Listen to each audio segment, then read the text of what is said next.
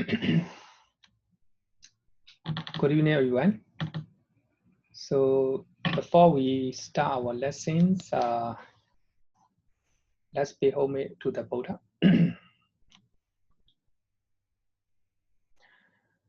Namo tassa bhagavato arahato samma sambuddhassa. Namo tassa bhagavato arahato samma sambuddhassa. Namo tassa bhagavato arahato samma sambuddhassa.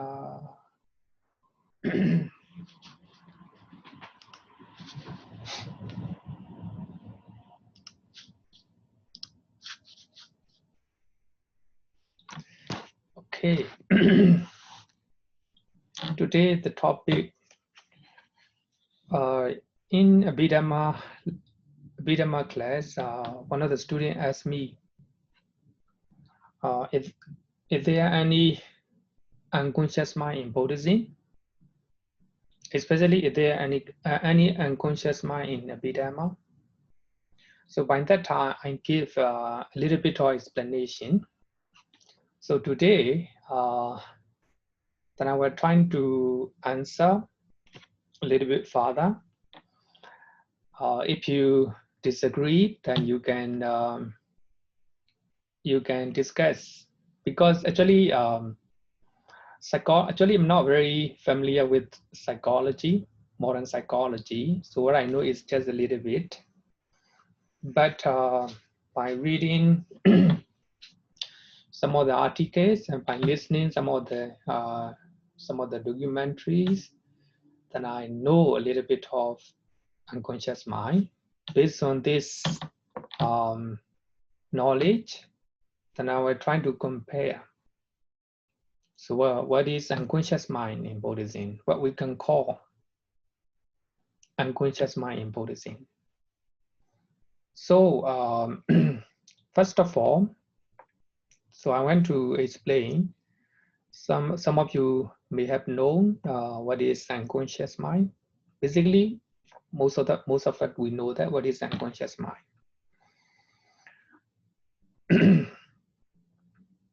So actually, Oxford Dictionary gives two definitions. One is unconscious. You totally do not know anything when somebody injured. So that is another definition. This is a second definition, the unconscious mind, the unconscious mind. So the part of the mind which is inaccessible to the conscious mind, but which affects behavior and emotions. So that this is the unconscious mind in psychology. So this is the part of our mind according to Western psychology. This is the part of our mind which is not accessible to our conscious mind, according to them, but they influence our behavior and our emotion. So here, according to this, we have two types of, basically we can divide two types of mind, conscious mind and unconscious mind. So according to them, only 5% of our activities in one day, only 5% our conscious mind is working. So the rest, we are driving with the unconscious mind. Or the rest of the 95% of our activities are driven by unconscious mind. So that means we are doing something consciously. So that is our conscious mind, only 5%. The rest of the time in our life, in our life in one day, so unconscious mind is driving, just like eating, cooking, talking, walking. So most of our activities are driven by unconscious mind, according to modern science, according to modern psychology, only 5%. So actually, this is a well-known pictures to know about, to talk about conscious mind and unconscious mind. So when you look at this picture, you will see a very big iceberg, only small portion, let's say about 5% or less than 10%, or our activities are driven by conscious mind. So here, conscious mind is only 5% or less than 10%. So the rest, lying down in the beneath the water is unconscious mind. Is unconscious mind. So according to them, unconscious mind also can be divided into two: unconscious and preconscious. Unconscious and preconscious. So actually, this is a Western psychology. As I earlier said, that we are functioning, daily activities out of unconscious mind. Our unconscious mind is driving. We are doing unknowingly most of the time. So, according to them, maybe I will give some of the unconscious kind of mind according to them. So that includes memories. So actually, normally we say that in our head a lot of memories. So we remember the memory less 10 years ago, 20 years, 30 years, 50 years. So we have a sad memory, happy memories. So these, according to them, so they unconscious mind. So these memories latent in the unconscious mind. And we also have experiences. So we can talk, we can walk, we can eat, and we can remember. So we can do things, you can drive, and so there are we have a lot of experience in our life. So all the experience, so we are doing automatically. Suppose if you are driving, most of the time you are driving without conscious mind, So these, because of you have experience. So early, before you can drive skillfully, you have been doing that many times consciously. In later time, you don't need to consciously know where to drive, how to park your car, etc. And also everything what we are doing, just like walking, looking at one directions. So all these, based on our experience in the past, we are doing. So according to them, we are unconsciously doing. So our unconscious mind is driving. And also we have a acquired skills, like a driving, as I earlier said, that is automatic. It's automatic. So when you are using computer for the first time, so you have to make a lot of effort. You have to make a lot of effort, and you have to be very careful.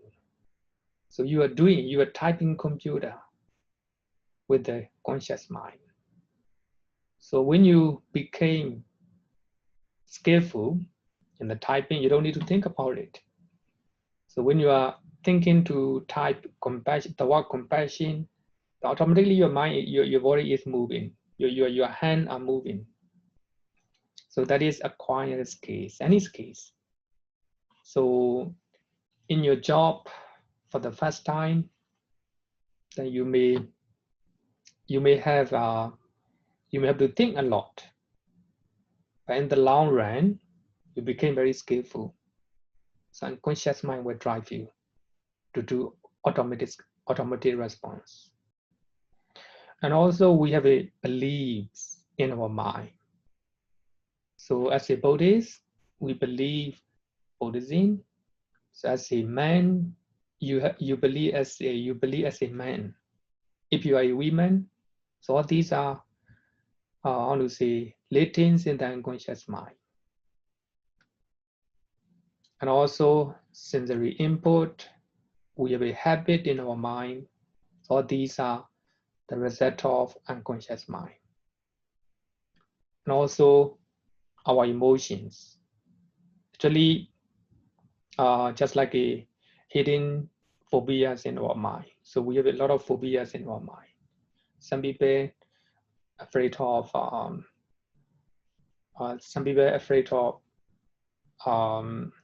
something. So these are based on our emotions. So actually, the unconscious mind will record all these emotions and memory experiences, etc. So what is conscious mind? Can you, Mr. Chung, can you wait for a while? Because I want to explain what is conscious mind. So regarding with the conscious mind, then with power.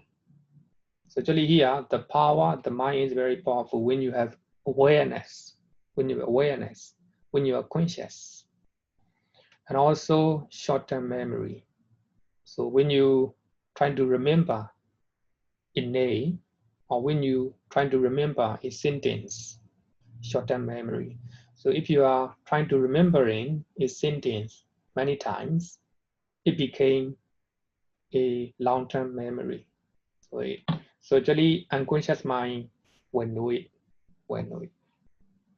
And also the logical reasoning, critical thinking, most importantly, so the function of conscious mind is awareness.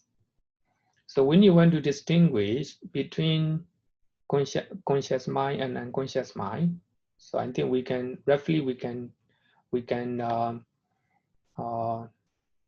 based on awareness. So awareness is the the dividing line. They say that dividing line between conscious mind and unconscious mind. So when we aware, then we do something by awareing with awareness, then you are doing with the conscious mind. When you're doing something without awareness, according to Western psychology, that's called so your activities are driven by unconscious mind, just like eating. We don't need to think about it. We don't need to aware it. So automatic response. Okay, hey, Mr. John, any question? Any, not only question, also discussion as well. If you want to discuss about consciousness and consciousness, conscious mind and conscious mind. Mr. John? Hello? Any question or anyone who want to discuss about conscious mind and unconscious mind? Those who know about unconscious mind, I want you to discuss in our lessons.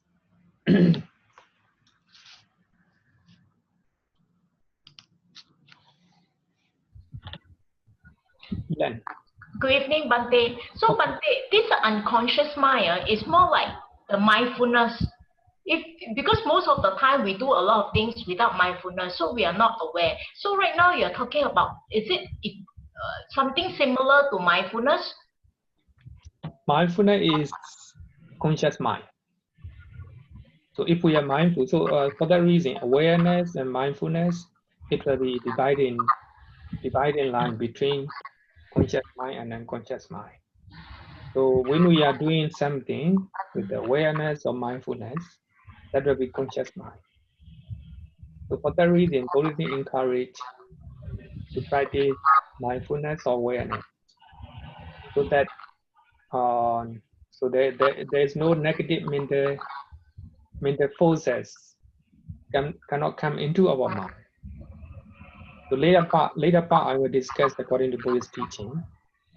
So what will be the negative mental forces? Okay, thank you, Bante. Okay.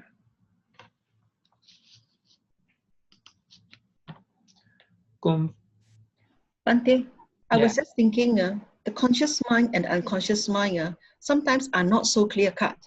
Sometimes they could overlap. For example, I had a very bad trauma. Maybe I was frightened by some events, but then subsequently it goes into my unconscious mind as emotions.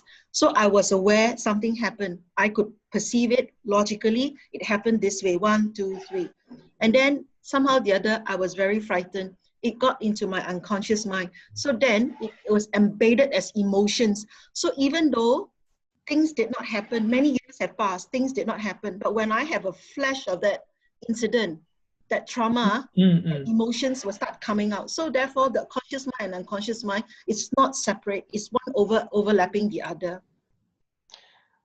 But we can divide conscious and unconscious. Certainly, if you have a trauma, a very sad memory in your mind, and your mind, according to, of course, when we are talking about Western psychology, we have to say whether it is according to Western psychology or Buddhist psychology. Sorry, I'm not to so Buddhist, knowledgeable. I mean, according to Buddhist psychology, so only one mind movement arises at a time. So that means the moment you remember your past, your sad memory, then you feel so sorry and you feel helpless. So actually, at that moment, so unconscious mind is driving. So the moment you aware your fear, your past memory, then if you cannot control, even though you aware of it, if you cannot control, so that means unconscious mind is very powerful, something that drives your mind. Not overlapping, I will say that, of course, maybe according to Western psychology, it can be very close, it can be very close. But if you even fear came in, even if you are mindful, if you're aware of it, so that means conscious mind, but still fear came in. But of course, that fear, unconscious mind recorded that memory. So you are unconsciously awareing or recalling that past memory. So I think after we talk about Buddhist psychology, I think it will be it might clear a little bit. Thank you, Bante. Okay, okay.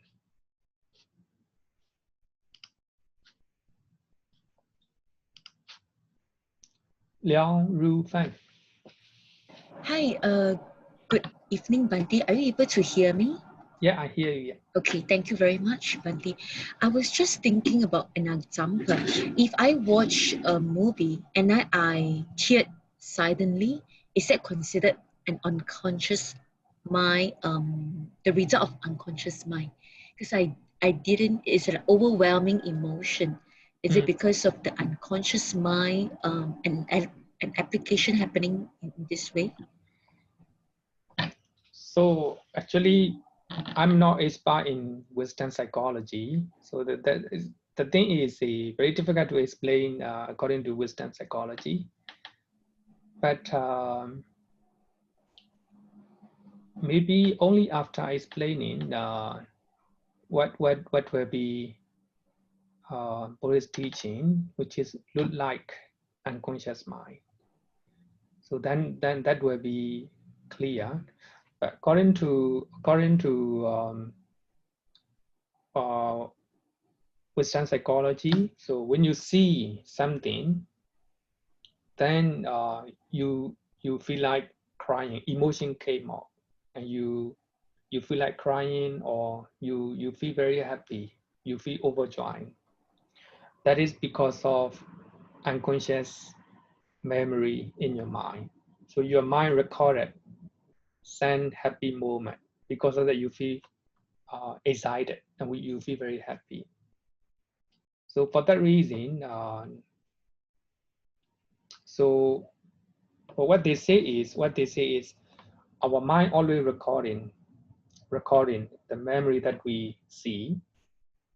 So if there's two group, two nationalities, suppose Chinese and Indian, so the way they see things will not be the same, because they have a different how to say, the childhood memory.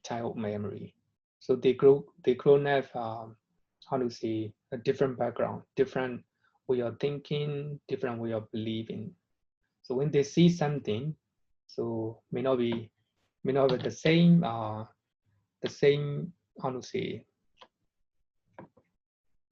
So here, when suddenly, if you feel like crying, or if you feel excited and overjoyed by seeing something, that means your mind, actually unconscious mind, so you have your mind recorded such memory in the unconscious mind. Actually, I'm talking according to Western psychology.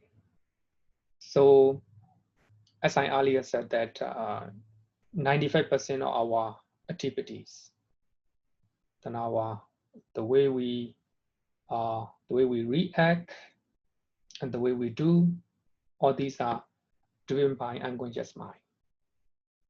But knowingly, if you know, but if you by seeing some movie, or then you feel like crying, so that means, I think, because of conscious mind. Of course, unconscious mind will influence your mind as well. Anyone who is expert in the unconscious mind, can you maybe you discuss about it? Dr. Lee. Hello. Yeah. Today, I'm very interested in the concept of the unconscious mind. Well, medically speaking, the distinction between the conscious state and the unconscious state is very clear-cut. Okay. You know, because if you get a bad knock on your head, you become unconscious. So all the functions related to a conscious mind will be lost. Now, all the activities, the 9 that you listed under unconscious mind, the only one that really, to me, cannot be explained, perhaps, by the conscious mind. It's inexplicable, like the phobias. You know, you fear something and you don't know the reason why, and that's why the psychiatrist would like to put you on the couch to explain whether something has happened in your past lives, etc., that you have this, inexplicable fear of the dark. Of a lot of people are very fearful of snakes and that sort of thing, right? So the phobias and some of the fetishes, you like certain things and you don't know what's the reason for that. And that explains some very bad behavior, because of this inexplicable wish to see certain things, to do certain things. So I think that, to me, all the things that you listed under the, if you can put back one slide to the unconscious mind, the only one that actually cannot be explained is emotions, hidden phobias by the Mm. conscious mind. Because when you talk about, oh, you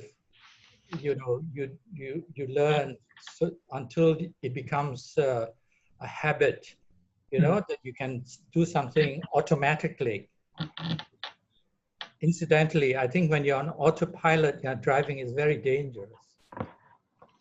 I'm a surgeon. If I operate, on autopilot without giving attention, full attention to what I'm doing, not being in the present moment, very dangerous.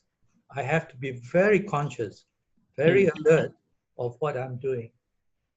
So I don't put those things But I mean, under the qualities of the unconscious mind. It is the conscious mind that dictate my concentration, my attention to what I'm doing in the present moment.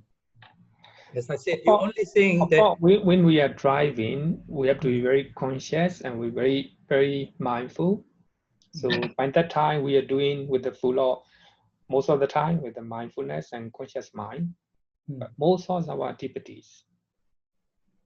So we are walking, most of our activities. We are eating, naturally it's automatic, automatic.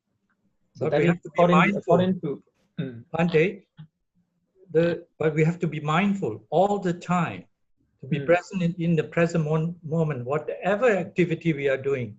But the minute we go on autopilot, it's a bit dangerous because you may stall yourself, you can do all. I understand. Yeah. It's dangerous for like a driving airplane, driving car. But I mean, we are talking about in general. Actually, that's not my fee. So I mean, just repeating what they say. It's not my feel either, but I'm just saying medically. I know that what you are thinking is based on neuroscience, based on the material phenomena. But here we have to combine not only neuroscience but also psychology also. Actually, but what we are talking about is mostly psychological point of view, unconscious mind. So sometimes when we are talking about the mind, but of course we have to consider the role of the matter. But we have to think about the role of material mental phenomena. So what we are talking about is largely based on psychological point of view. Okay, so thank you. Then I will give the chance. Chiwa. Okay, hello Bhante and everybody. Yeah, actually I think there is such a thing as unconscious mind, but it is used, but it is called differently, in different disciplines. Like an unconscious mind can also be called a habitual mind. You do things habitually. That's the common language that we use. The Buddhist term, the closest Buddhist term that I can think of is latent tendency, anusaya. I don't know whether I'm right or wrong. Okay, and I will discuss in later part. Okay, and then the third common term that we can use, that people do use to mean unconscious mind, will be under this slide, acquired skill, but people can call it muscle memory. Like for example, I learned to ride a bicycle when I was very young. And then I didn't ride a bicycle for 20 over years. And then 20 years later, I picked up the bicycle. I found to my surprise that I could still ride the bicycle. Yeah. I think the unconscious mind can be very dangerous if we are not aware of it. At this point in time, without listening to the rest of your lesson, my view that in Buddhism, we try, even for an arahant, I think his mind is probably conscious all the time. Even his unconscious mind, when he does compassionate things, when he does compassionate things, and even though it is automatic for him, but it's still very much part of a very conscious mind. This is how I see it, at this point in time. Yeah, that's all. This good if you discuss or how we talk about Buddhist point of view. But of course, unconscious mind is always dangerous. Because of that, we have a lot of happiness. We are facing a lot of problems because of unconscious mind. So what we have to do is we have to develop conscious mind. So as one lady said, that is a mindfulness, awareness. It is a conscious mind. So when somebody meditate, so when during meditation, he aware, very mindful, whatever happened in the mind and in the body. So it became habitual mind. So even we can call it unconscious mind. So whatever something happened in his mind, whether it's negative or positive, he or she will right away know it.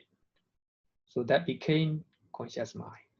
So we have to try. Actually, later part I will discuss about it. Okay, so thank you for discussion. Mr. Nanda. Yes, Bhante. Can you make it? I hear you. Maybe short. Yep. Come to the point. Okay. Because we still need to go. Maybe if we, after I talk about Buddhist teachings, if we still have time, we can discuss about it. Okay, this is a very short one. Okay. Now, it's about acquired skills under the unconscious mind. When we were young, assuming we go for all these physical activities, we learn Kung Fu, we learn martial arts, everything. So this is acquired skill in your subconscious or unconscious mind. Now, now that we are already adult, after attending this Dharma talk, we become more mindful in what we are doing. Assuming while we are talking mindfully with someone, and there's another person who appears and suddenly want to hit you. Okay, you're trying to hit you, and we unconsciously, through our reflection, based on our acquired skills while we were young, we automatically reflect and hit him back. So is this an akusala? Yeah, you're right. Unconscious mind, Yeah. Unconscious mind is I plan to hit him. I don't plan to hit him. But unconscious mind trigger a response immediately, without realizing. Is that akusala on our part? Akusala. Because according to Buddhism, because based on your mental state, actually all your actions follow by mental state. If you are fully mindful, aware of it, you will not respond. So that unconscious mind will not have a chance to respond or to hit that person back. But this is automatic skill, Unconscious mind here is very, very clear example. Unconscious mind is automated, almost automated. Yeah. But according to Buddhism, it is not. Actually, the mind, Yeah. Actually in psychology, they always say that fight or flight, right? Yeah. So if you can fight, you will fight back. If you cannot, you will fly. So what they say is unconscious mental state in our mind. So okay. Now you can fight. So looks like we have to reformat our mind. Yeah, to erase the past. Yeah, normally, if we are mindful, then there's no chance for anger in our mind. Even that person is trying to hit you. Of course, you were trying to prevent, not to injure. But if you cannot, you were ran. Oh, here is, of course, one time Dalai Lama talk about his experience. So normally he practice compassion and patience. So, but one time the dog is coming toward him. The dog is trying to the dog is trying to bite him, but he ran away. He ran away. He's aware. Yeah, he's aware, so he can avoid. Yeah, he tried not to fight with the dog. Yeah, because the dog does not have any command sense. Correct. So there's no point for him to fight back. So we are worried when we are not aware and reflect action, automatic skills. You're right. Okay, thank you. Thank you. Yan Fan. Hello, good evening, Bhante. Yeah. Can I understand like this? The unconscious mind is in Pali, in Abhidhamma called Manasikara. And then the consciousness mind is Yoniso Manasikara. Is it like that? Actually, many of you haven't learned second chapter or the Abhidhamma. But here I think, can you wait for a while because I'm going to talk about it. Okay, so what will be unconscious mind according to Buddhism? Actually it's comparing Western psychology and Buddhist psychology. I will talk about it. Okay, so thank you. So one of the famous biologists said that, Dr. Bruce Lipton, the unconscious mind is a creative mind.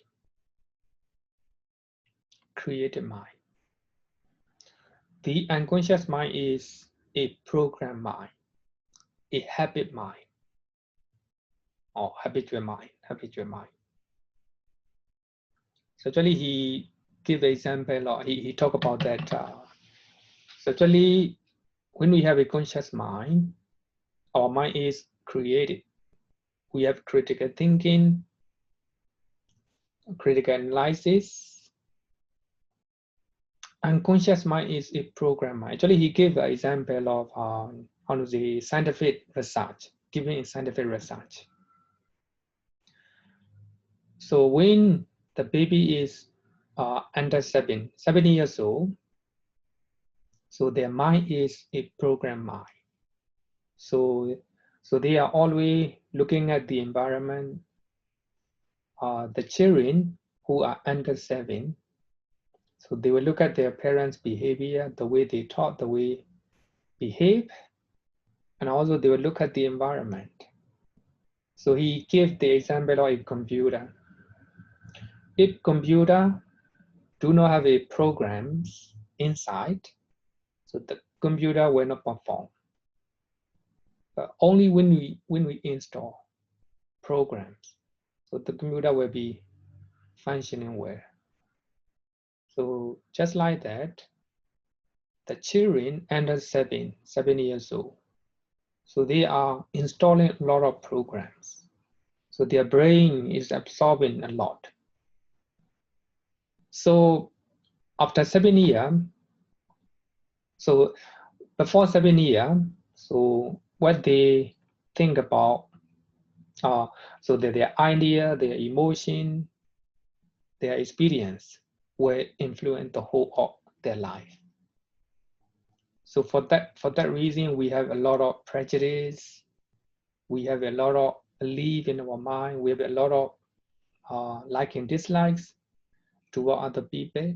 So all these are based on program mind. but of course it's the unconscious mind. So unconsciously they install all the things from their environment. Actually, of course, even now also our mind is installing a lot of programs. So by seeing one thing, then it forms as a prejudice or a phobia in our mind. So for that reason, here unconscious mind is a program mind. So that we are trying to see the environment, and so that form, that memory, that experiences came into our unconscious mind. So that will influence our character, the way we talk, the way we think. But here, conscious mind is a creative mind. Creative mind means we will have a critical thinking, creative thinking based on conscious mind. So for that reason, when you are creating, when you're writing an article, you have to be very mindful. So your conscious mind is working. So when you're composing a poem, creative mind, conscious mind is working. So, I hope that many of you already know what is conscious mind and unconscious mind basically. So now I'm going to talk about based on Buddhist teachings. Any unconscious mind in Buddhism? Technically, there is no unconscious mind in Buddhism because the mind always has its object to aware or to know. Suppose, they use the word unconscious mind. When somebody say, is there unconscious mind in Buddhism? So the Buddhist monks or Buddhist scholar, they will right away answer, there's no unconscious mind. Technically, according to the usage of the unconscious. So for that reason, people say that when somebody is unconscious in the hospital, so they think that that person, the patient may not know anything. But there are a lot of evidences in the internet. I think you can Google in the internet, like the people who are suffering coma. So people think that they do not know what we are talking. They do not know the environment. But according to them, when we look at the personal experience taught by those people, those who suffer coma or unconscious, they know everything. Actually, their conscious mind, they are actually, because of their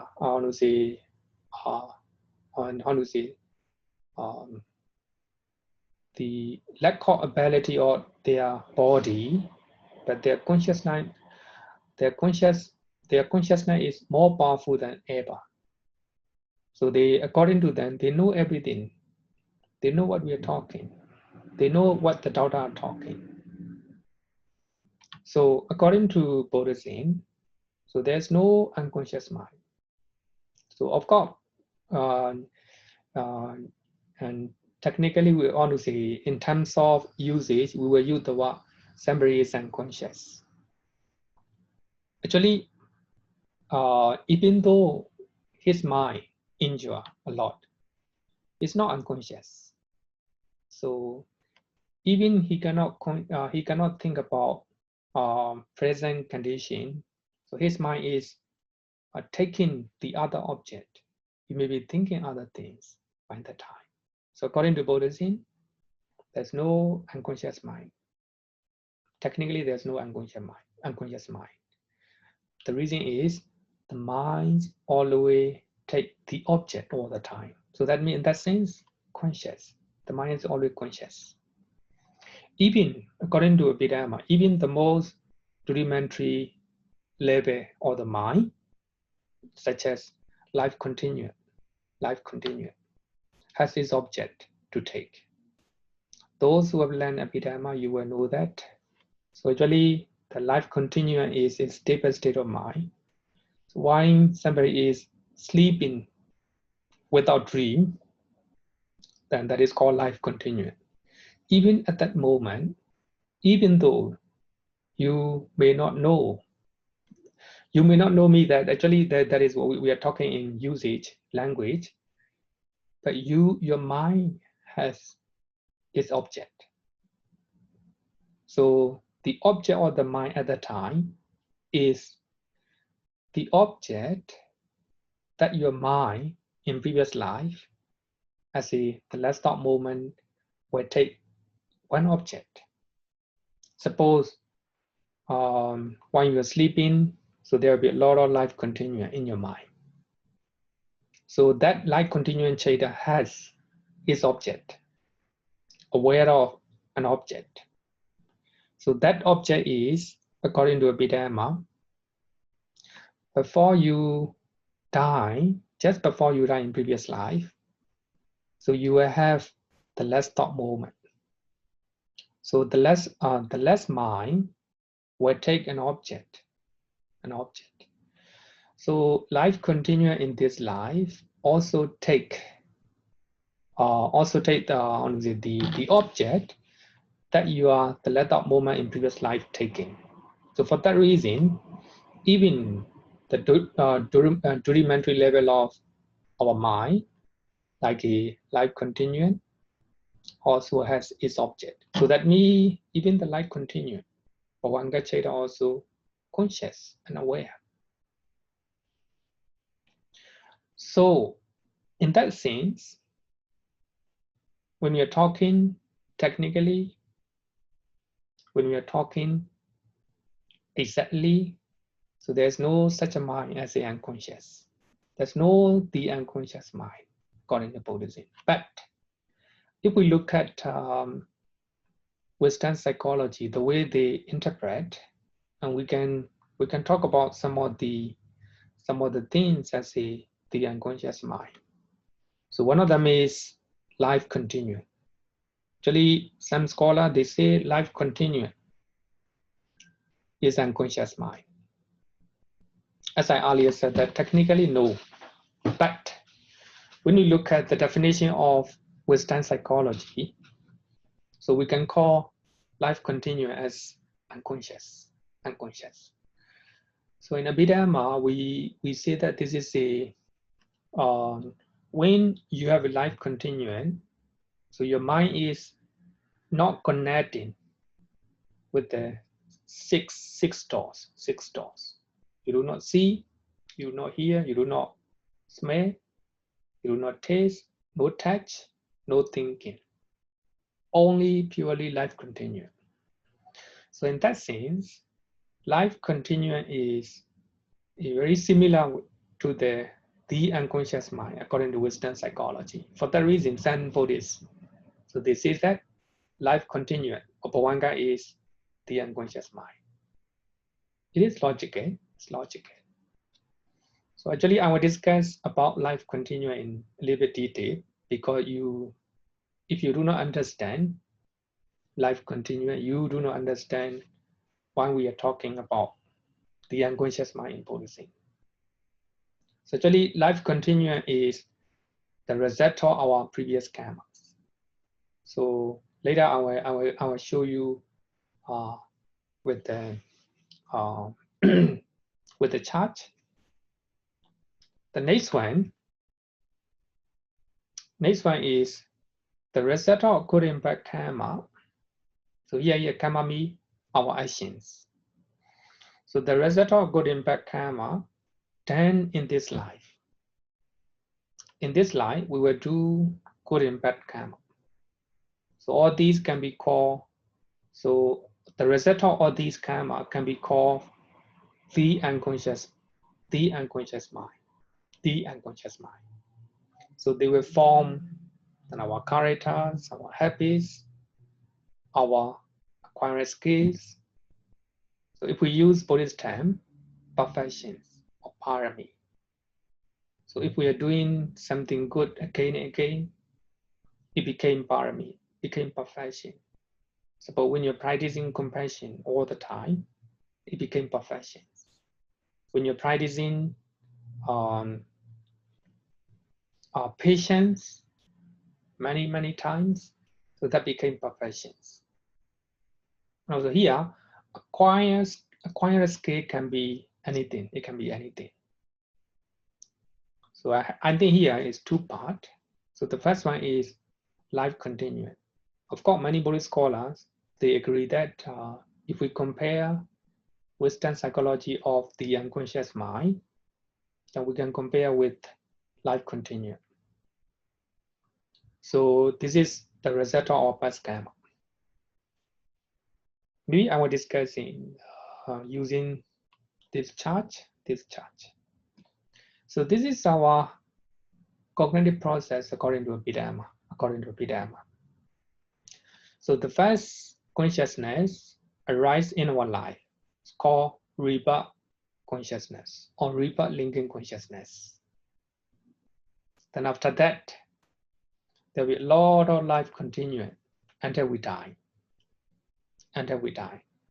So the last moment in this life will be death consciousness. So they are stable state of mind. So they are the result of our karma that we have done in the past life. Suppose if you were born in this life because of past karma, accompanied by wisdom, then you will be intelligent in this life. So that intelligence is the result of your past karma. So that intelligence will be accompanied by rebirth linking consciousness, and also it will be accompanied by life continuum. It will be, together with life continuum, it will be together with death consciousness. So for that reason, according to Abhidhamma, we always say that rebirth linking consciousness, life continuum, and death consciousness. So they are the same type, one type, only they're the same. Suppose if you have done wholesome karma, accompanied by wisdom, so you are rebirth linking consciousness will be accompanied by wisdom. The whole life you'll be intelligent. Otherwise, the whole life you are not intelligent. Some people naturally they are compassionate. So in modern time, we can use as a gene. Even when they were born, they are intelligent. They are compassionate. So they are ready to help other people. So that is together with the rebirth consciousness. Some are generous. So generous mind, so even when they are very young. So when generous mind sometimes will come with rebirth linking consciousness. And also at the same time, a negative mental state also can be accompanied by rebirth linking as a gene. Like some people a lot of anger. So even when they're very young, anger, always angry when they see something, when they do not get something what they want. Some are greedy, the greedy mind. So it will be hitting in the the life continuum. Rebirth linking consciousness. So according to Abhidhamma, the first consciousness in our life rebirth consciousness. Then after that, actually rebirth consciousness lasts only one mind moment, arises and passes away. That's all. Then after that, Bhavanga Chaitya will arise, life continuum. So for that reason, certainly our life continuum right now is the same type of consciousness with the rebirth linking consciousness. So for that reason, so when you was born as an intelligent baby, you will be intelligent all the time. Because so that intelligence embedded in there, you are rebirth linking consciousness, or you are life continuum. So when you are good nature, or when your mind is beautiful, your good nature, so that state of mind will be in a life continuum, life continuum. Some people accompanied by joy. Some people, when they see somebody, always smiling, you know, always give a smile. So actually that beautiful mental state come together with rebirth linking consciousness, then followed by life continuum. So that is because of that we have a different mental state in our mind. Some are generous, some are stingy, some are greedy, some are naturally letting go. Some are angry, some are compassionate. So like this. So actually, so karma bija, or the seed of the karma. So in our previous life, we may have done wholesome karma, beautiful karma. So that way, come together with the rebirth linking consciousness. Then also follow to life continuum, life continuum. Of course, our negative mental state also will be appear, you know, will be manifested in the when we experience something. For that reason, so life continuum, Bhavanga Cheta is can be compared with how to say the unconscious mind, according to Buddhist how to say that Western psychology. So the reason is, so based on that unconscious mind, we are reacting. So I would say that, and also many Buddhist scholars also say that life continuum can be compared with the unconscious mind. So unconsciously, our characters, then our habit, then our like and dislike are installed together with life continuum. So we are reacting according to our basic mental state that come with rebirth linking consciousness. But of course, if we say, so every our activities are influenced by our rebirth linking consciousness or our life continuum. But if we are mindful, if we are conscious, we can change it. We can change the good things, getting better. And we can change a bad habit into a good one. So a few years ago, I had a chance to associate with very, how to say, very good, on a very highly equipped manner Buddhist monk.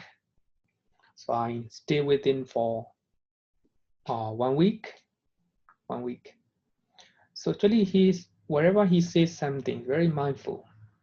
So I do not see any negative mental state in his mind. So wherever he says something, very mindful. He will not say bad things about other people. So by staying with him, and my mind was very peaceful. So he told me that when he was very young, he is very angry type. He is angry type, always angry. He will respond something with the anger. I was surprised, you know, But of course, his life continuum or rebirth linking consciousness may be full of anger. But right now, he practiced mindfulness. He has been practicing mindfulness for 40 years. With the power of mindfulness, so he is very mindful wherever he sees, wherever he responds. So because of that, his habitual mind became a beautiful one. So whenever he talk, whenever he react with the body, always mindful. Mindfulness became automatic. Automatic mind, automatic response. Maybe according to Western psychology, we can say that. So his mindfulness, his compassionate mind became unconscious. So that means if we are practicing mindfulness, or if we are practicing loving kindness for many years, so it became automatic. So according to Western psychology, it became unconscious mind, unconscious mind. So wherever unconscious mind drive you, so all the things will be positive things. Just like Arahant and the Buddha. So they always mindful. So whatever they say, whatever they do, full of mindfulness. Not only mindfulness, full of wisdom. So as a result, so their mind became automatic.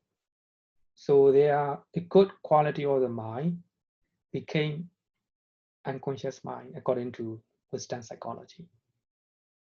So here, so the first point is life continuum or Bhavanga is compared with the unconscious mind according to Buddhism. And also conscious mind. How to say? So the result of karma that we do in this life also can be unconscious mind according to Western psychology. So that means if we are practicing mindfulness, practicing loving kindness, and practicing wisdom, practicing generosity, so all these will be automatic. So when we are doing again and again. So for that reason, those who practice meditation for a long time, they know if the anger or negative mental state arises in their mind, they know right away. When they know the negative mental state, so they cannot come in. They cannot come in their mind. So just like that, at night time, the thief will come into your house. So the first and second night, so the thief will steal all your some of your belongings, some of your properties. And third night, then you stand in front of the door. So when the thief came in, he knows that you are standing in front of the door, main door. So he cannot come in, he will run away. So just like that, so when we practice a positive mental state, mindfulness, compassion, loving kindness, generosity, then it became automatic in our mind. So according to Western psychology, it will become unconscious mind. Automatically we will be responding with the mindfulness, compassion, etc. So according to some Buddhist scholars, so the life continuum is unconscious mind. Can be compared unconscious mind with the unconscious mind.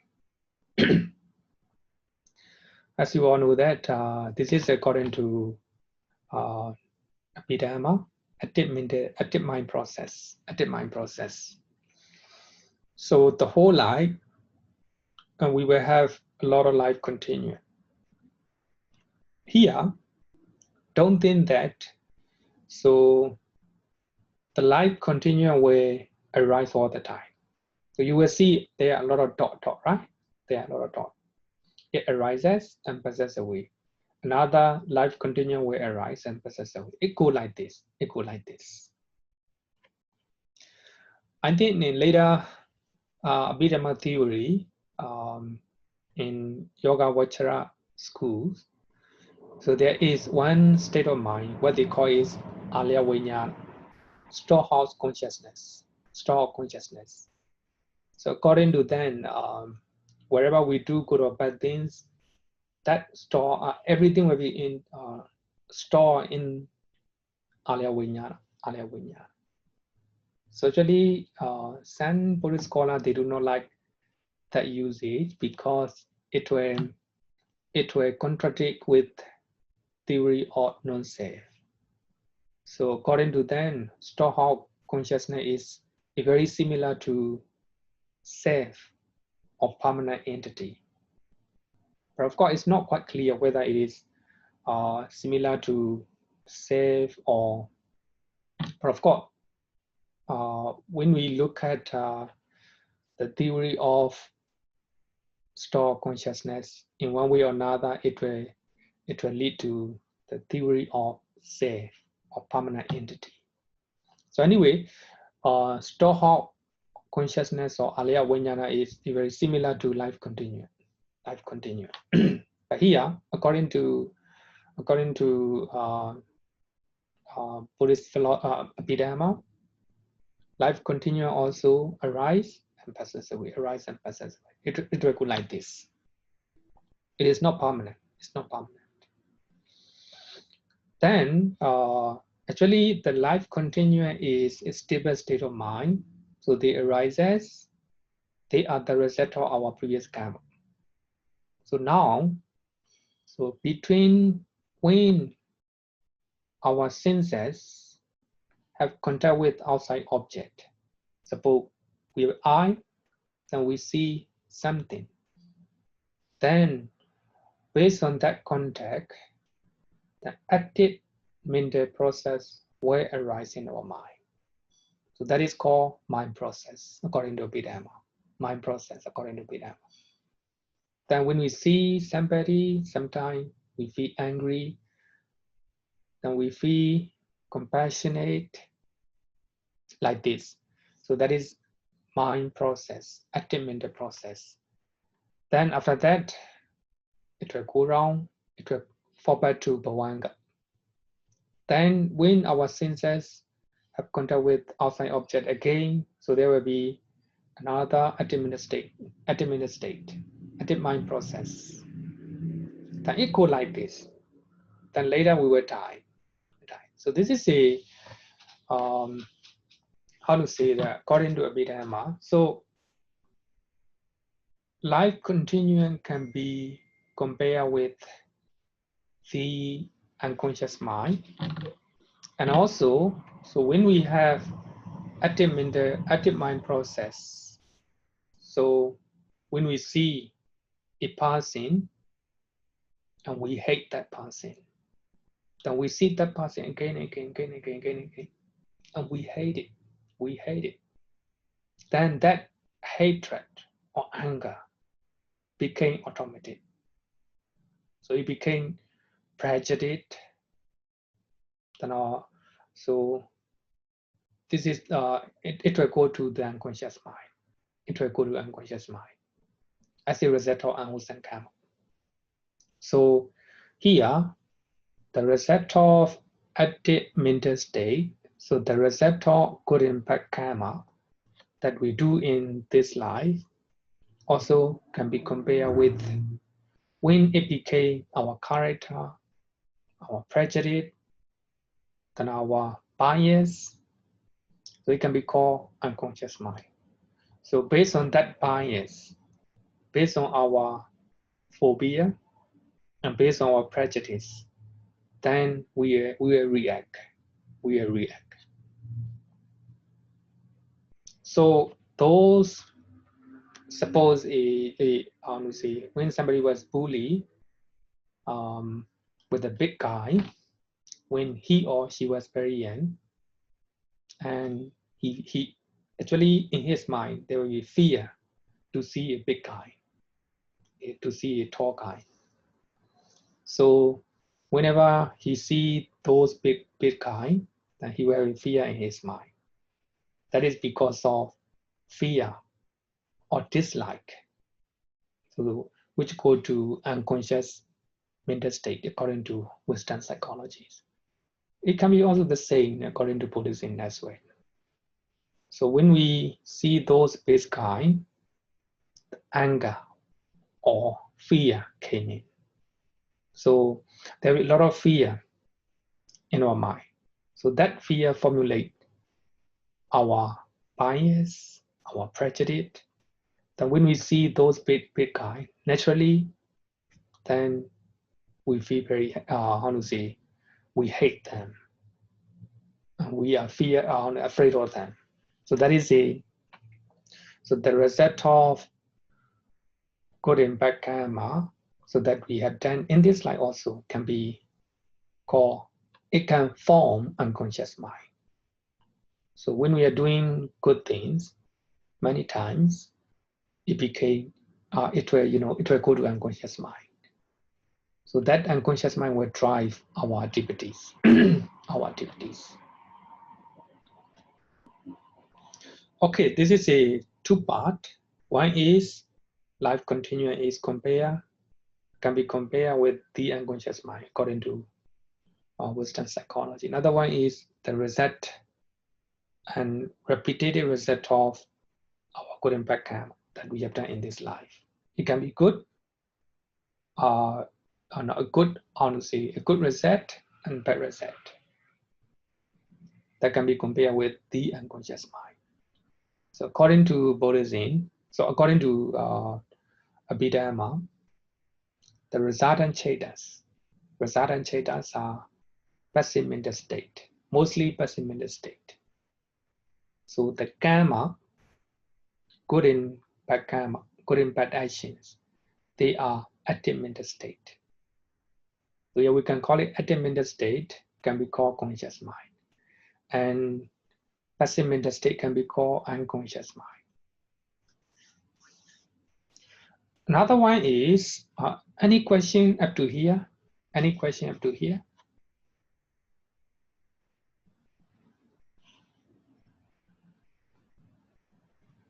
Our beautiful and ugly mind come along with life revert linking consciousness.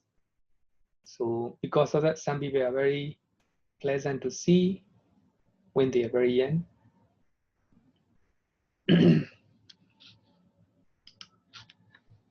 Okay, totally.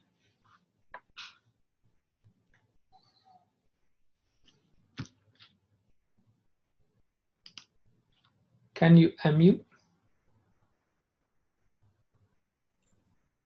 Bhante, can you hear me now? Yeah. I like everything that you've said about this life continuum, about rebirth consciousness, and then ending with death consciousness. But obviously, the assumption is that you're going to be reborn in the human realm. I remember you gave us a talk previously on transference of merits. So the possibilities are that you may not be reborn as a human being. You can be a hungry ghost, you can be reborn in the animal realm. So everything that you've said about this life continuum and about consciousness, the transference of the unconscious mind, refers to the assumption that you'll be reborn as a human being. Is that right? Because we are human beings. Actually, I'm talking for you. I'm talking for human beings. But of course, even within the animals, some animals are very good at good character. Some are not. Some are bad character. The same is actually is only the same. So I'm talking to human being for that reason, and give an example of the human. Of course, it can be rebutting. It can be as the animals. It can be as a hungry ghost. It can be Deva, Brahma, even a hell. Can you explain why in the slide where you showed that there is a big question mark? There's no unconsciousness in Buddhist thought. Why is that? So the reason is the mind always take its object, one object. So this is a how to say, the nature of the mind. The nature of the mind. Any state of mind will take one object. So we'll take one object. Object means we're aware of an object. Suppose we are eating by looking at a movie, a TV. So actually our mind is moving, then taking the rice and curry, then put in the mouth. Even though we are not, even though we look like we are not thinking about food and how to put it into the mouth. But according to Abhidharma, so even within 1 second, so many mind movements can arise. So for that reason, even though we do not notice, of course here, Western psychology, unconscious mind is working. But according to Buddhism, there's no unconscious mind. So the mind always takes the object. So the moment your mind is, your hand is moving, so there is a state of mind that you want to move your hand. Then actually your hands are moving because of your mind. We are talking because of our mind. So for that reason, in meditation, especially in meditation, when you practice Vipassana meditation, you have to be very mindful when you are, or whatever you do. So that means my hands are moving because of my mind. We call it Chaitanya Rupa. So material phenomena, the matter, born or Chaitanya. So that means all our actions, suppose you are walking by looking at a Amadi train. But even though you are looking at Amadi train, your body is moving. But when you have a deeper level of concentration, you were aware there is a state of mind that you want to move. Because of that state of mind, that your body is moving. Even though you are looking at Amadi train, but the mind is functioning very quick. Desire to move, then the mind is telling your body to move. Then even though you look at the Amadi train, so the mind is walking like this. Then I will give you another example.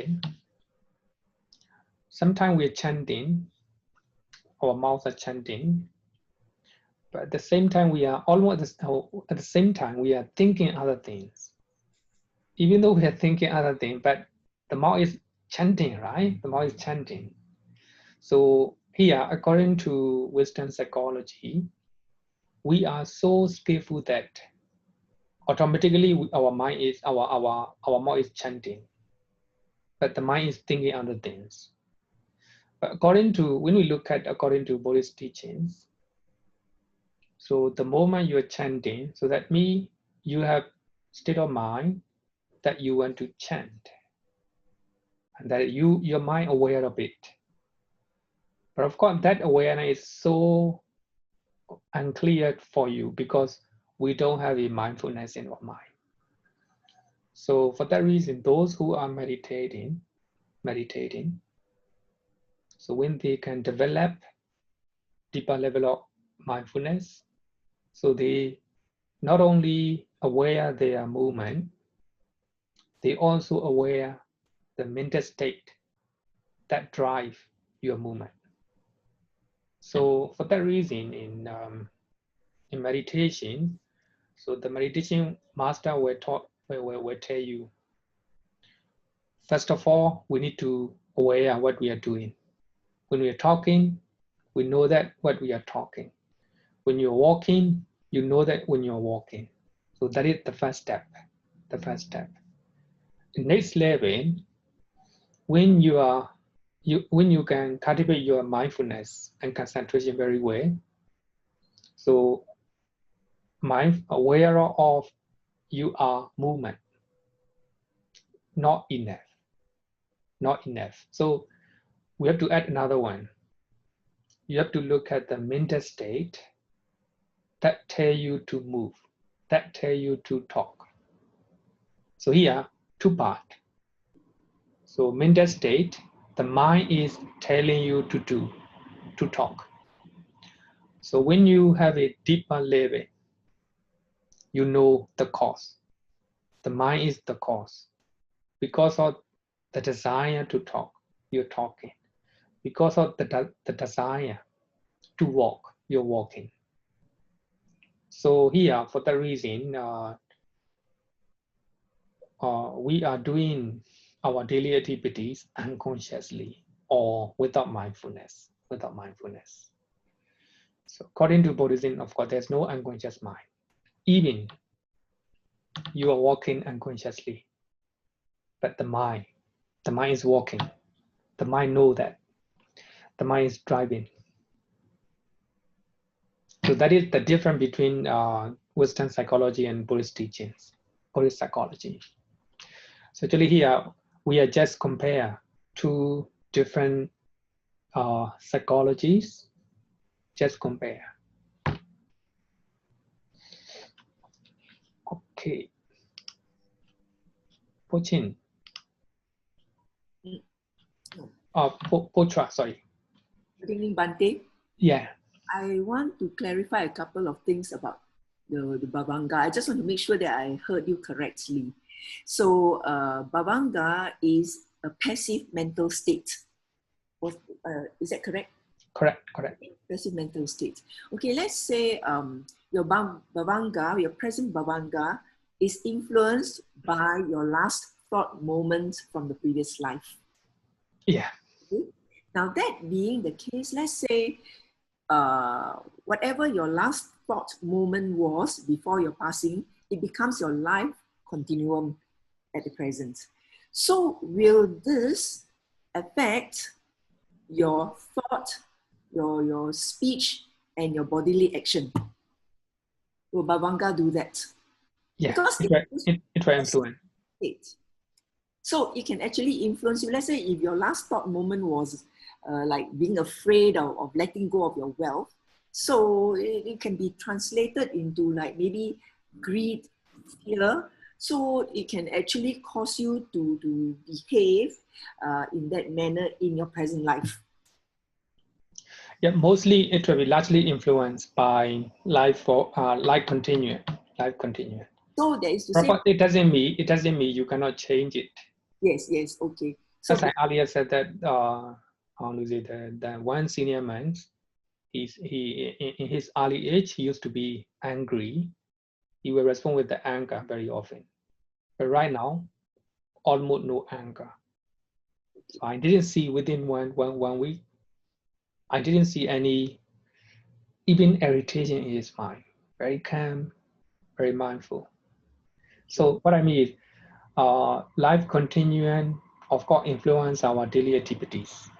That if we are mindful, we can change it.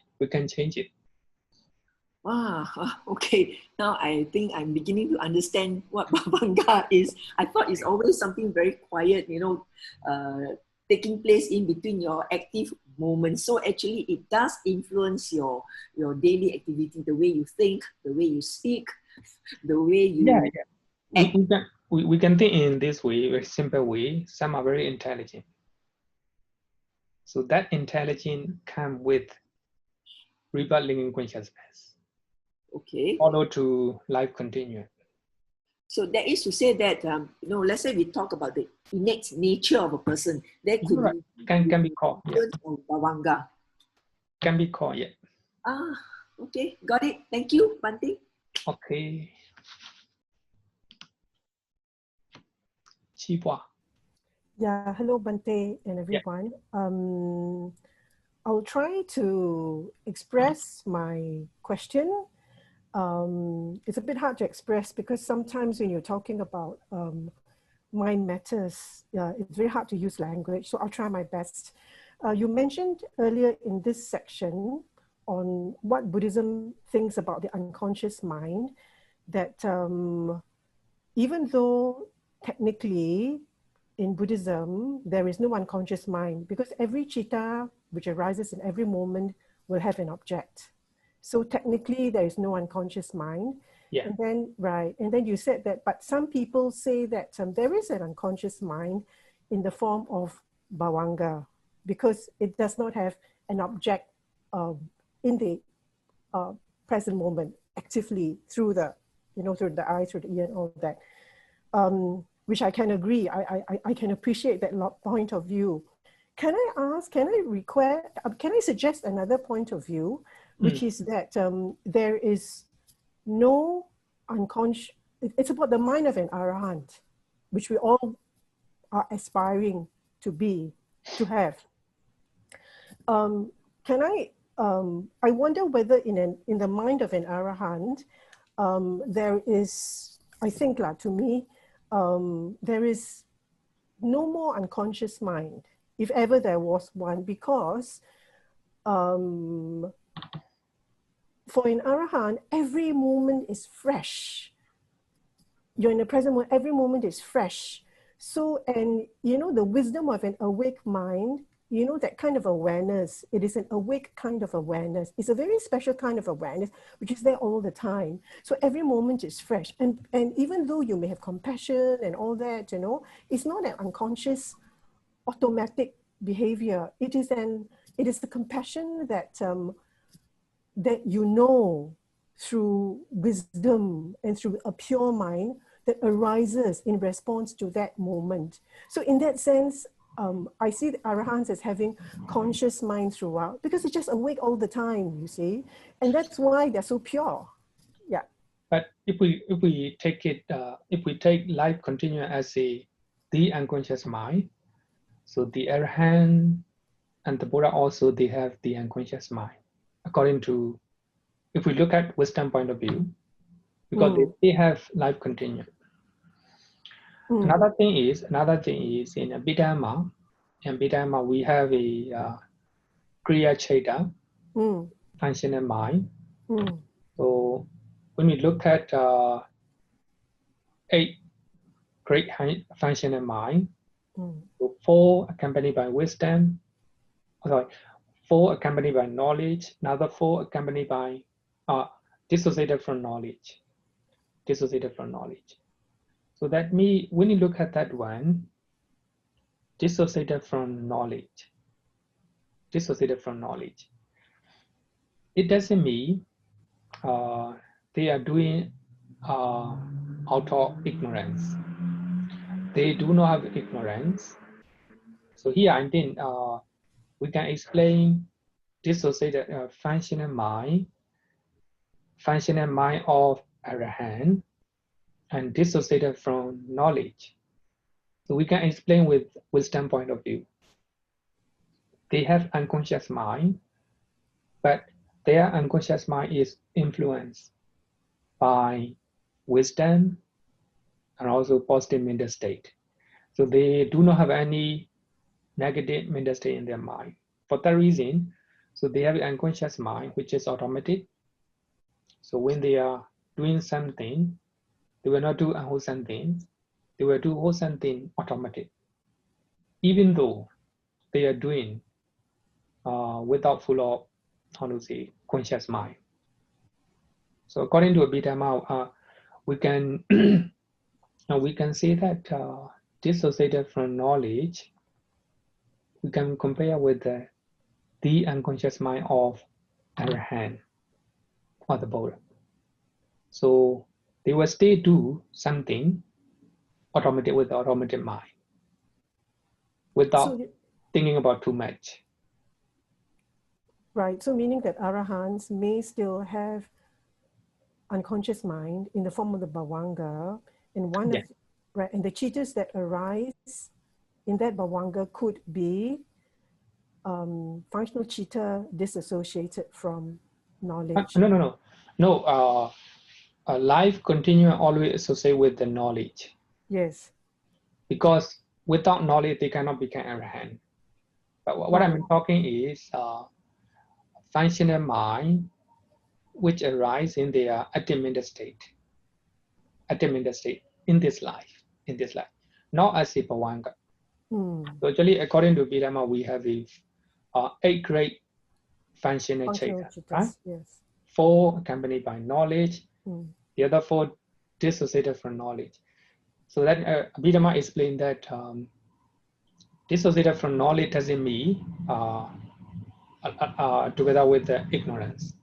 No ignorance, but knowledge doesn't mean Yes, arrogant. They may do something without thinking too much. yes. That, Agree. Yes, so maybe we can call it unconscious mind according to, we can compare with the unconscious mind. I see. Okay. So you take the point that arahants can and do also have unconscious mind. Yeah, we can compare with stand point of view. Okay. Thank you. Okay. We have a lot of discussion. Harkin. Good night, Bante. Okay. I want to ask if when we have a dream, actually the conscious is a conscious mind or unconscious mind? Because we are not aware what we are doing, but we are seems like we are doing that things. Maybe the dream can be wholesome or an unwholesome. This is also affect our karmic. Yeah, of course. According to Western psychology, so when we actually what they say is, when we want to know our unconscious mind, so they will evaluate based on the dreams. So our unconscious mental state, the unconscious mind manifests as a dream normally. Psychologists and psychiatrists, so they will listen what you dream. So based on your dream, so you can guess, they can guess your mind. So of course, according to Western psychology, so the dreams at that moment, the unconscious mind. Of course, we are, how to say, out of control. So we will dream sometime unwholesome thinking with the anger, sometimes jealousy, but sometimes good things, so wholesome mental state. So it can be good and bad. But according to Abhidhamma, so actually the dreams are at the mental state. So your mind is still working. Suppose if you angry in your office in daytime, so if you are thinking that incidents repeatedly, so it will come into your dream. So that means javana, according to Abhidhamma, is the javana, anger. Suppose you do wholesome things in daytime, you're so happy that you're thinking that wholesome thinking, the wholesome deed all the time, then that will come into your dream. So that also at the mental state. So here, according to, of course, Western psychology, they will say unconscious mind. If we, how to say, compare Buddhist teachings with the Western psychology, we can also say unconscious mind. But as I earlier said that, so technically there's no unconscious mind in Buddhism. But Bante, what usually that my experience of my dream is usually about scary or chasing by somebody, and very seldom we have a good dream. But usually it's most of the dream is not good. Why? The reasons why? Maybe because influenced by, it can be influenced by our karma in this life, and also our karma in previous life as well. Sometime recently I talk about one of my students, and she said that she used to dream water in her dream. So of course that can be influenced by our past karma. So that doesn't mean we cannot change it. We can change it. So when we are doing good things many times, then that way So normally we will have a good dreams. For that reason, so one of the outcomes of radiating loving kindness is having a good dream, having a good dreams. So when we are developing loving kindness, metta all the time, you have a good dream. So that is one of the result of, say, cultivating loving kindness. Okay, so Okay. we have only a few minutes. May I finish the last one, because this is very important one. Only then maybe I will let you ask. Can you wait for a while? So here, so some scholars also say that underlying tendencies are similar to the unconscious mind. So actually, according to them, it's very, of course, very similar.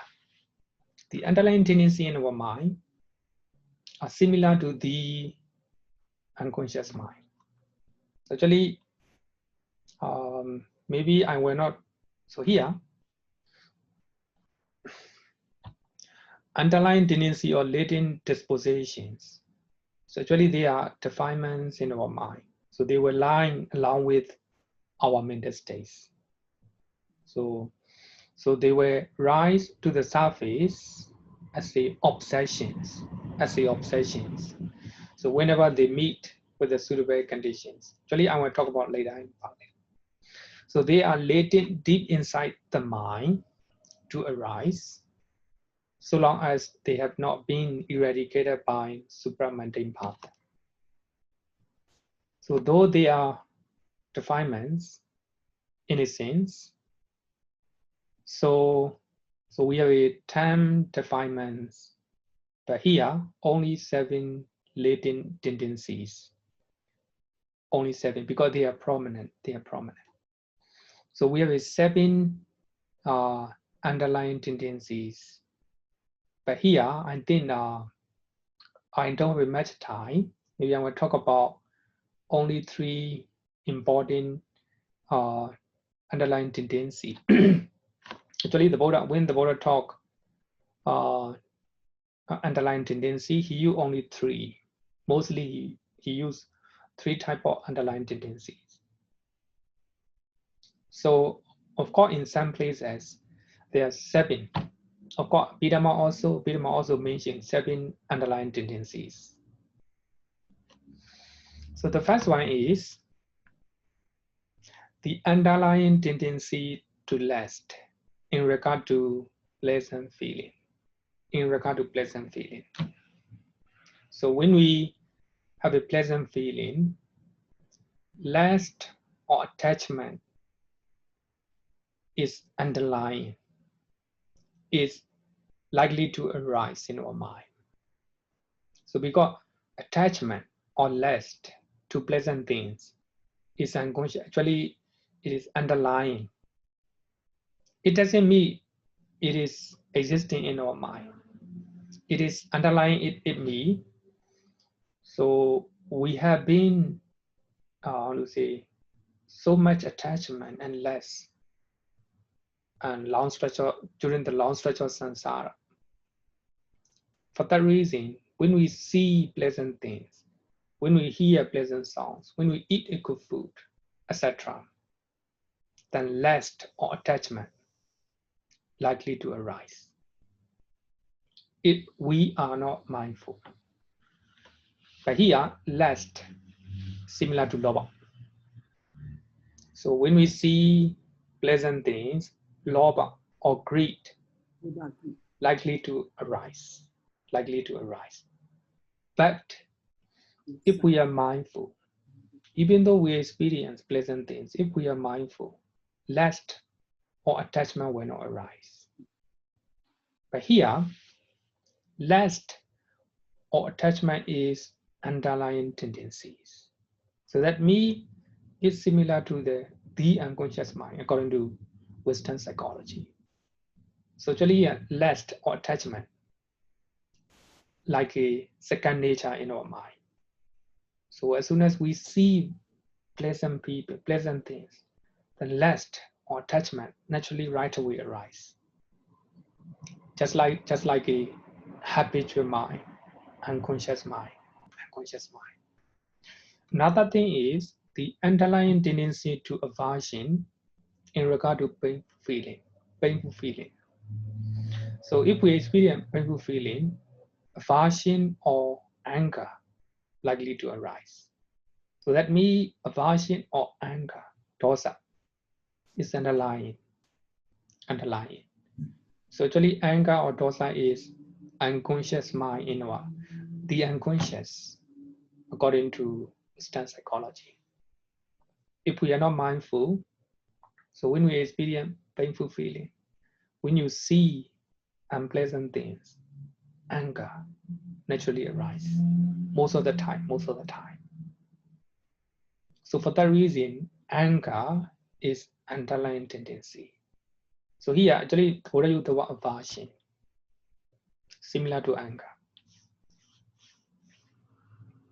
Another one is the underlying tendency to ignorance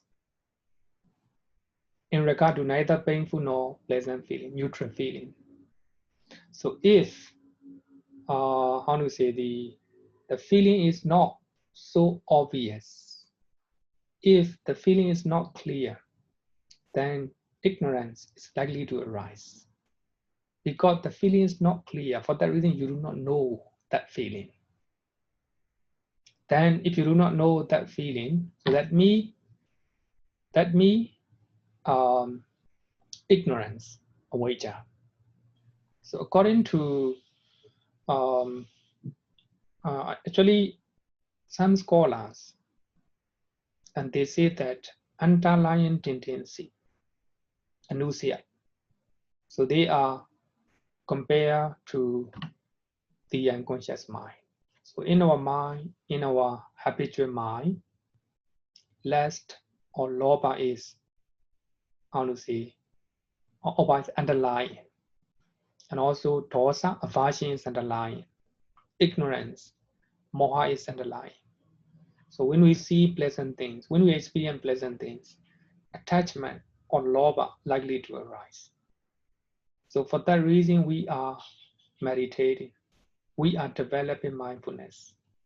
So if you are mindful, if you have a clear comprehension, even you see pleasant things, lust or lobha cannot arise. So that means unconscious mind cannot walk, because you have a conscious mind, mindfulness and clear comprehension. Then when you see and when you experience unpleasant things, when you experience painful feeling, aversion likely to arise. Aversion is underlying. So here aversion is unconscious mind. So if you have a conscious mind, like a mindfulness and clear comprehension, even you see unpleasant people, even you see unpleasant things, no anger will arise. So that means unconscious. Same thing, if the neutral feeling arises, if you are mindful, if you have a clear comprehension, no ignorance will arise. Wisdom will arise. So here, mindfulness, clear comprehension, they are conscious mind. So lust or greed or lobha, aversion or anger or dosa, ignorance, delusion or moha. So they are latent in our mind, underlying tendency in our mind. So if we are not mindful, if we do not practice clear comprehension, so they will arise. So actually most of the time, our activities, our actions, our speeches are driven by these unconscious mind, less aversion and ignorance. Because of that, we have a lot of problems. Okay, so this is according to, so we have 7 underlying tendencies. So those who are learning Abhidharma, so I think we have to learn in the 7th chapter.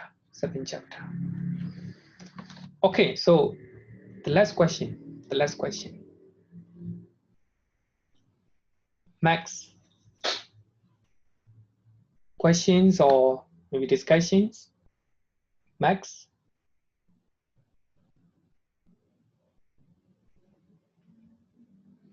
Okay, so I need time itself. So I hope today I will make a final conclusion. So in the Western psychology, two state of mind, roughly two state of mind, unconscious mind, the unconscious mind, and the conscious mind. Maybe the most easiest distinguishing is to distinguish with the awareness. If you aware, that is conscious mind. If you're not aware, unconscious mind. So in Buddhism, we can compare the unconscious mind. Actually, there's no unconscious, technically we don't have an unconscious mind in Buddhism. But some Buddhist scholars, so they compare some, how to say, the life continuum of Vanga, similar to the unconscious mind. And also here, this actually, the result could impact karma, our action in this life, also can be compared with the unconscious mind. Another one is underlying tendencies. They can be compared with the unconscious mind. So I hope that by developing and cultivating conscious mind, just like in mindfulness and clear comprehension, if you're aware of what we are doing all the time, that will be conscious mind. So if you are doing something with the conscious mind, so you will have a less problem and less suffering. Thank you so much. So that's all. See you next week.